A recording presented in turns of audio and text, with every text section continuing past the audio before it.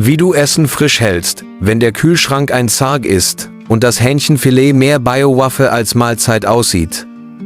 Grab ein Loch, 70 cm tief, lege 2 bis 3 Finger dicken Asche oder Sand rein, Essen rein, mit feuchter Erde zudecken. Baumwollstoff nass machen, um Fleisch oder Gemüse wickeln, in den Wind hängen, alle paar Stunden nachfeuchten. Salz drauf. 5 Kilo Salz auf 1 Kilo Fleisch. Voila, dein neuer Kühlschrank, Überlebe und guten Hunger.